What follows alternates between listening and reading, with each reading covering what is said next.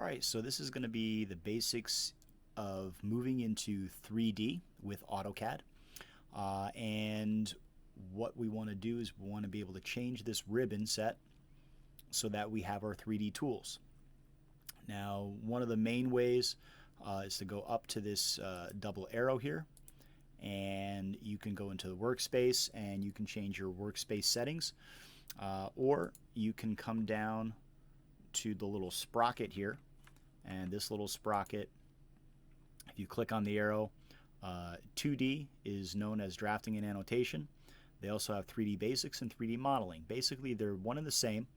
3D modeling has more options available to you right off the bat. And so you can see it looks very complicated. It's got a lot of stuff in there, a lot of information.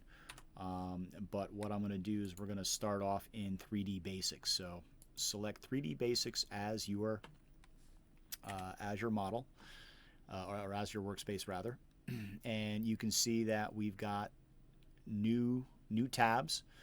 The first one is the Create tab, then we've got the Edit tab, Drawing tab, Modifying tab, Selection, Coordinates, and Layers. So this is mostly of most of the stuff that you're going to be using. And obviously in the drop downs there's some more information. The interesting to note about this information, at least in the Create and the Edit tab, is that it's all color coordinated.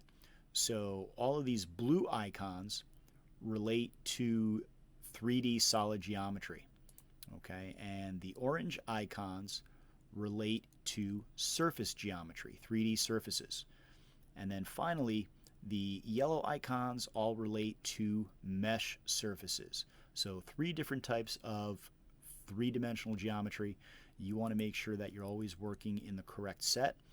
So primarily we should all be using the blue set, which is 3D solid geometry. Surfaces and mesh modeling is going to be later on, possibly if we have time. Okay, so where do we start? With 3D, we start over here with the primitives. So if you click on the little drop down icon, we have our set primitives. We have a box, cylinder, cone, sphere, pyramid, wedge, torus, and polysolid. These simple geometric shapes, we can create more complex composite shapes using Boolean tools. All right, so the Boolean tools are right here. It's union, subtraction, and intersection, and we'll talk a little bit more about those in a moment. But the first thing that you have to figure out is how to use your view cube or your navigation cube. So in 3D, we're always drawing top down. Okay, so my top view is always my XY plane, is always my drawing plane. So if I use the top down view, just like we did in 2D AutoCAD, I'm going to click on the box tool, specify first corner. Nothing here is different. I specify a box of 4 inches, I hit tab, and my other axis is 4 inches, I hit enter. Now you'll notice that you get this little line coming off specifying the height. So I'm going to say 4 inches again. Hit enter. Okay, now it doesn't look like it's 3D. Okay, that's because we're looking straight down from the top. However, if you hold the shift key and your center mouse wheel, and you hold those two things down together, then you move your mouse, you can see that we did indeed create some 3D geometry. The other thing that you can do is you can actually left click, hold it down, and you can move the view cube, which in turn will move your screen.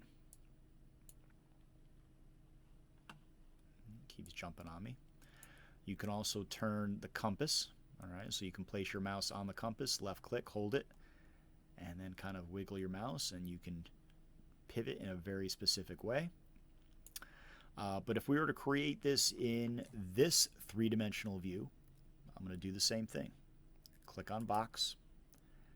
I'm going to specify my first corner, and then I'm going to say that it's 4 inches. Hit tab, 4 inches, hit enter. Okay, now I specify the height the same way, 4 inches, hit enter, and there's my cube created in 3D. Also to note, you have these visualization styles. So you can change the style to 3D wireframe, which doesn't look any different.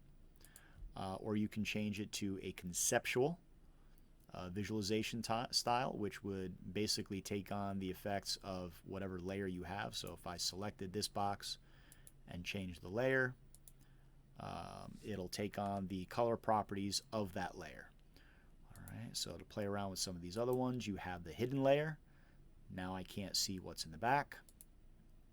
A realistic layer. This is really helpful if you're actually using materials. You'd get a realistic simulation of materials when used with that. Shaded. Shaded with edges, so now these edges are kind of highlighted and pop up, as well as shades of gray. Sketchy, kind of a fun, artistic visualization view. Wireframe we did, and X-ray. X-ray allows you to see through the parts almost as if they were transparent glass. So that's kind of the basics of 3D. Working with your workspace now. So that grid that we drew on is typically on the top view. So I'm going to left click top. Again, always drawing on the top view. That top view is like drawing on the floor, at least in this case. So I draw on the floor, and then I can either go above the floor or below the floor. So you can really control in space where you want your geometry to live, and at the same time it can be kind of confusing just because in 3D space, spacing is not always what it seems to be. So we want to make sure that we're using various reference points or references so we know exactly where we are. All right, if you want to play around with creating cylinders, you can do so. That's a cylinder. The cone is one click center, radius, and then drag your cone up. The sphere lives on the center and is actually above and below our drawing plane. Pyramid, drawing a box but from the center. I'm going to zoom in a little bit, and after I create that, I create the height of the pyramid. Wedge is kind of a funny one. You draw a box. There's my second point, and then you control what side or what the height of the edge is. That's your wedge. Torus is creating a donut-like bit of geometry, so you specify your radius and you specify how big that tube is. That's your second click. There you go. That's a torus. And then finally, we have polysolids. Polysolids is essentially creating a wall, just like drawing the line tool. I'm just clicking away and click enter, and that is your polysolid. So these, or this set, is all about the primitives. With these primitives, you can create more complex geometry, and that's going to be used with, I said, the Boolean tools, which will be the next video.